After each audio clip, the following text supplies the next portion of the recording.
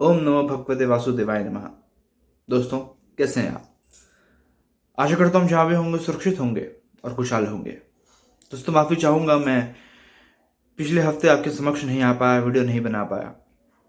लेकिन एक बात कहूँगा कि जो साल आया है 2022, ये शायद हमारे हिंदू धर्म के लिए, इस देश के लिए आते के साथ ही बड़ी बुरी खबर लेके आया है।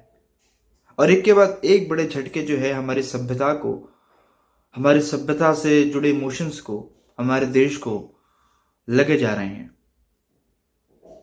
इस साल पंडित बिरजू महाराज जी का निधन हुआ। लता मंगेशकर जी बसंत पंचमी वाले दिन जो है हमें छोड़ के चली गई।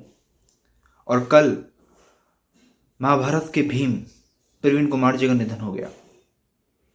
इन लोगों का भारतीय सभ्यता में, हिंदू सभ्यता में जो कंट्रीब्यूशन रहा है, वो जितना भी बोला जाए हम उसको गिन नहीं सकते। उसके बारे में हम कुछ भी बोल नहीं सकते। वो अनगिनत है, वो अतुल्य है।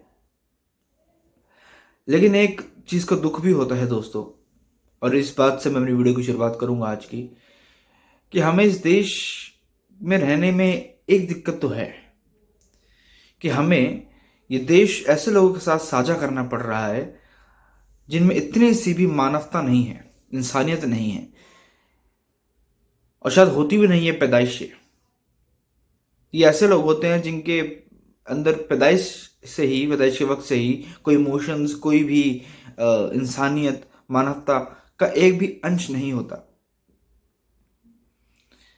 हम उस देश में रह रहे हैं दोस्तों जहां लता मंगेशकर जैसे एक भारत रत्न जो हम खो देते हैं तो जश्न मनाए जा रहे हैं। एक तरफ जब पाकिस्तान से, अफ्रीका से, अमेरिका से, न्यूजीलैंड से, ऑस्ट्रेलिया से, कनाडा से, नेपाल से, भूटान से, ऑलमोस्ट विश्व के हर कोने से जो है उनके लिए श्रद्धांजलि आई है, श्रद्धांजलि उनको दी गई है हर विश्व के हर कोने से, वहीं पे हमारे देश में के ही लोग जो है जश्न मना रहे हैं, खुशियां मना रहे हैं, तालियां पीट रहे हैं कि शुक्र है गई। क्यों भाई? क्योंकि वो आरएसएस से जुड़ी हुई थी, क्योंकि उन्होंने वीर सावरकर को अपना फादर फिगर बताया था। दोस्तों, हम उस देश में रह रहे हैं जहां लोग कहते हैं कि इट्स टू लेट टू से लेट लता मंगेशकर। मतलब बहुत देर हो गई उनको मृत सुनने के लिए, उनके आगे मृत लगाने के लिए बहुत देर हो गई, पहले ही लग जाना चाहिए था। इस तरीके की बातें जब हम सुनते हैं दोस्तों तो खून खौल जाता है, और इस चीज का अफसोस होता है कि तवज्जो भी मिलती है तो इनको मिलती है। मैं किस दिन पूरी वीडियो बनाऊंगा इस बात पे कि कौन सा सेकुलरिज्म ऐसा है कहता है कि लता मंगेशकर के जाने पे तो आप जो हैं खुशियां मनाएं, लेकिन हाफिज सईद के नारे लगाएं, वो भी इंडिया में। आप जिन्ना के लिए दुख मनाएं,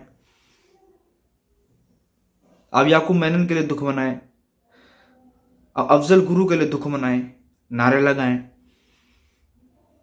और वो लोग जो है पॉलिटिक्स भी ज्वाइन कर लेते हैं, फिर कहते हैं हम यूथ आइकॉन हैं।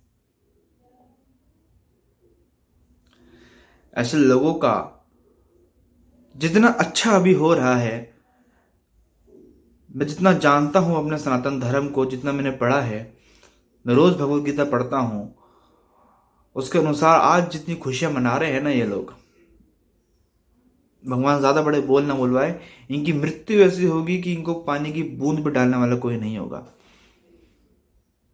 जो आज लता मंगेशकर के जाने का सुख मना रहे हैं, खुशियां मना रहे हैं, जश्न का माहौल हो गया है, सेलिब्रेशन चालू हो गई हैं, वो लोग जो हैं जब मरेंगे उनकी औलाद भी उनके मुंह में पानी नहीं डालेगी। और एक तरफ हम उनकी बात कर रहे हैं जिसको पूरे राष्ट्र ने श्रद्धांजलि दी है। मतलब मेरे को नहीं ध्यान आता किसी इंदिरा गांधी के बाद कोई ऐसी महिला हो जिसको इतना बड़ा जो है फेयरवेल दिया गया हो। मतलब श्रीदेवी से भी बड़ा फेयरवेल, क्योंकि लेजेंड फिर लेजेंड होते हैं। चलिए, बहुत सारे लोग होंगे, लेकिन हमारा परिवार तो देखिए, आंखें नम थी हम सबकी। और इस तरीके के जब सामने पोस्ट आते हैं, मैं तो बहुत दुख में था अगले दिन जब मैंने ये पोस्ट पढ़े हैं। लोगों ने मुझे इंस्टा पे बोला कि सार्थक भाई देखो इस तरीके की बातें सामने आ रही हैं। मेरा सही में दिल बैठ गया, खून भी खौला, लेकिन दिल भी बैठ गया कि अब क्या है ये सच में भारतीय सभ्यता है? हम सच में भारत में रह रहे हैं? क्योंकि ऐसा लगता है कि ये तो पाकिस्तान बन चुका है। और वो पाकिस्तान से भी जबकि इतनी अच्छी श्रद्धांजलि लोगों ने दी है, इमरान खान ने, बाबर आजम ने, बड़े बड़े क्रिकेटर्स ने, आतिफ असलम सिंगर ने, बहुत अच्छे लोगों ने जो है वहाँ के लोगों ने जो बहुत अच्छी अच्छी बातें कही लता मंगेशकर के बारे में कि अब दोबारा ऐसी आवाज़ कभी नहीं आ सकती। और कोई कह रहा है कि आगे 50 साल में, 100 साल में देखिए, अगले युग तक ऐसी आवाज़ नहीं आ सकती, क्योंकि फिर लेजेंड एक ही होता है, उसको रिप्लेस नहीं कर सकते आप एक युग से पहले।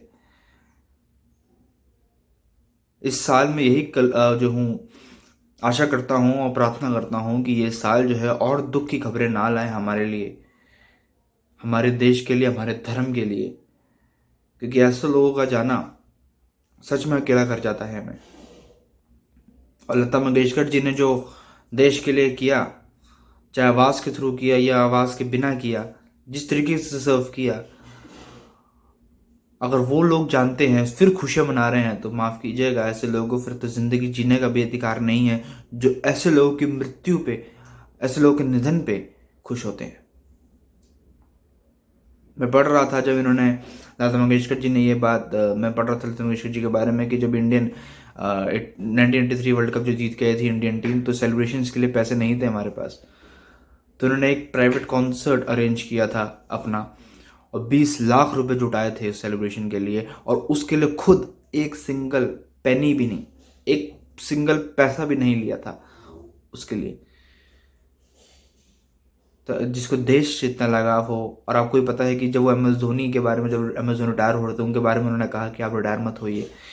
कोहली ने जब अच्छी परफॉर्मेंस देते थे तो वो ट्वीट करते थे कि कोहली आपने बहुत अच्छा ट्वीट, आपने जो है बहुत अच्छी बैटिंग करी है, आज आपने बहुत अच्छा खेला।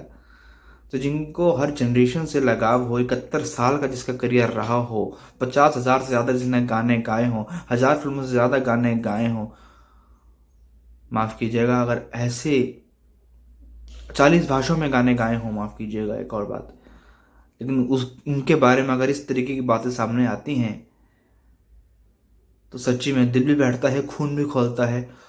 और एक बार तो मन करता है कि एक खून तो हम हिंदुओं को माफ़ होना चाहिए कम से कम।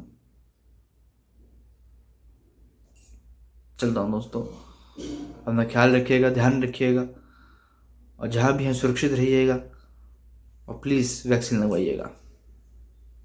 जय हिंद, जय भारत, जय सनातन।